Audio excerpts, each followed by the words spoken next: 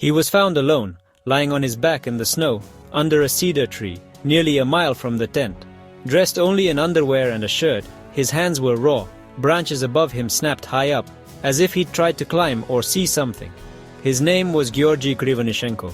Nearby, his companions Yuri Doroshenko and Yuri Krivonishenko lay similarly undressed, their bodies marked by a desperate struggle against the cold. But it was the 9th hiker, Semyon Zolotaryov, who held the darkest secret. Months later, he was found in a makeshift den, buried under 10 feet of snow in a ravine. Unlike the others, his injuries were internal. Ribs crushed with force compared to a car crash, yet no external wounds.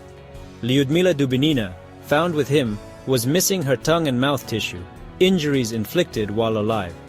Alexander Kolevatov and Nikolai Thibault Brignol were also there, with similar internal trauma. The scene was one of quiet horror, a tableau of inexplicable violence preserved by the snow. The 9th hiker and those with him were the chilling punctuation mark to a mystery that had only begun. Before the silence, there was life, laughter, ambition, and camaraderie. They were students and graduates of the Ural Polytechnical Institute, united by a passion for the wilderness. Igor Dyatlov, the leader, was just 23 but highly experienced. Their expedition to Ural Mountain was a Category 3 route, the most difficult. The group of 10 included Zinaida Kolmogorova, Lyudmila Dubinina, Rustem Slobodin, Yuri Doroshenko, Alexander Kolevatov, Nikolai Thibault Brignol, Yuri Krivonishenko, and Semyon Zolotaryov, the oldest and a last-minute addition. They were strong, prepared, and full of purpose. Their journey began with trains, trucks, and finally skis into the white expanse of the Urals.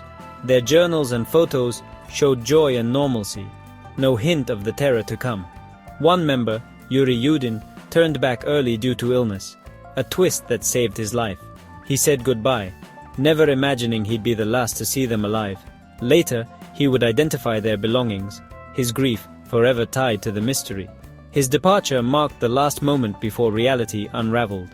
The adventure had begun as any other, but would end in legend. The group was to send a telegram from Vijay on February 12, 1959, a simple "all's well." The date passed. No message came. At first, no one worried. Delays were common. But as days stretched into a week, unease grew. These were not amateurs. Their silence was alarming. By February 20th, search parties were organized, soon joined by the military. The search focused on Kolatsiakl, Dead Mountain, a place of Mansi legend. Planes scanned for any sign, a tent, a flash of color, anything. For days, nothing. The mountain was silent, as if it had swallowed them whole. The absence of evidence became its own clue. An experienced group doesn't simply vanish. An accident would leave traces. The searchers realized they weren't just looking for hikers. They were chasing a question that hung in the frozen air. The ordinary world had fractured on Dead Mountain. On February 26th, a search pilot spotted a dark shape on Kolatshakl's slope. It was the hiker's tent, nearly buried in snow. The scene was disturbing. The tent had been sliced open from the inside, long cuts big enough to crawl through. All belongings, clothes, boots, food, were left behind, neatly arranged. The hikers had fled into -30 degrees without essential gear. Why would 9 experienced trekkers cut their way out and run into a lethal storm, barefoot and underdressed? The tent was pitched correctly, with no sign of avalanche or collapse. Footprints led away, walking in single file, not running. The departure was calm, yet the escape was frantic. The tent was not the site of an accident, but the first act of an inexplicable drama. What terror could drive them out into the night?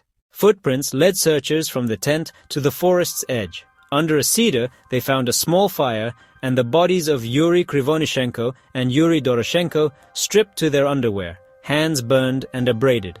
It was a scene of desperation, trying to survive or perhaps climb the tree. 3 more bodies, Igor Dyatlov, Zinaida Kolmogorova and Rustem Slobodin, were found between the cedar and the tent as if trying to return.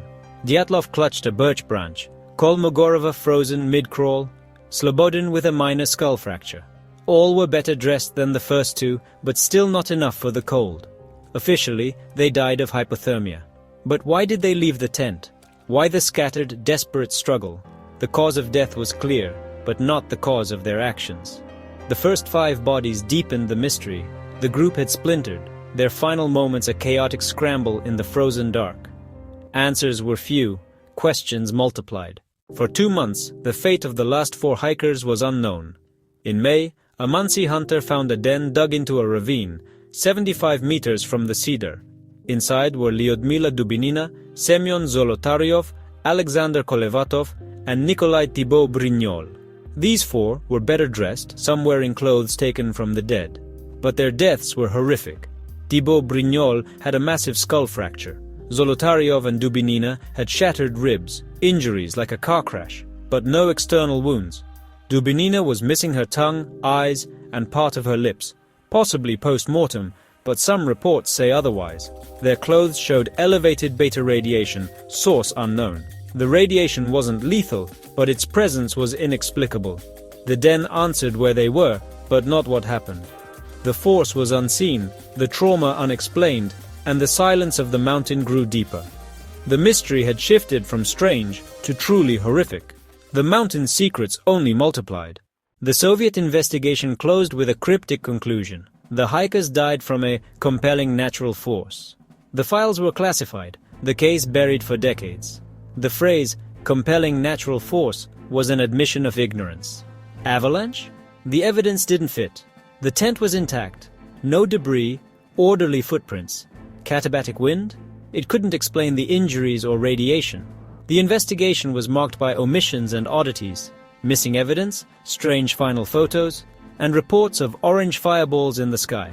Witnesses described lights over the Urals the night of the incident, dismissed by officials but never forgotten. The force was selective, precise, and terrifying, beyond a conventional accident. The official conclusion was a placeholder for the unknown, a name for a ghost. The mystery was locked away, leaving the world to wonder what compelling natural force truly meant. In the absence of answers, theories flourished. Natural, human, and paranormal. Infrasound, caused by rare weather, could induce panic, but not explain the injuries or radiation. Some suggest a secret Soviet weapons test, explaining lights, radiation, and a cover-up. The crushing injuries could be from a concussive blast, but why leave the bodies? Another theory. The hikers were forced from the tent by outsiders, military, escaped prisoners, or the Mansi. Yet there was no sign of struggle. The orderly footprints suggest a controlled evacuation, not panic. None of these theories explain all the evidence. Some look to the unknown strange lights, missing tongue, and impossible injuries fuel speculation about extraterrestrial or unknown forces. The Dyatlov Pass incident has become a modern myth, accommodating every narrative.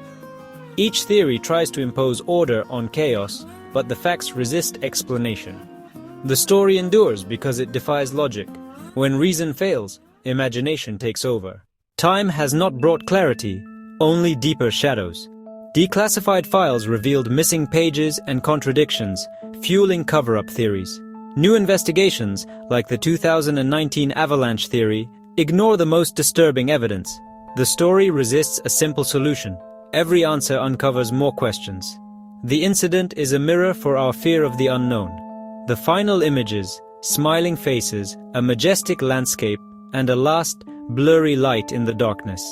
The evidence is paradoxical. Calm departure and panicked flight, rational survival and irrational abandonment, natural and unnatural deaths.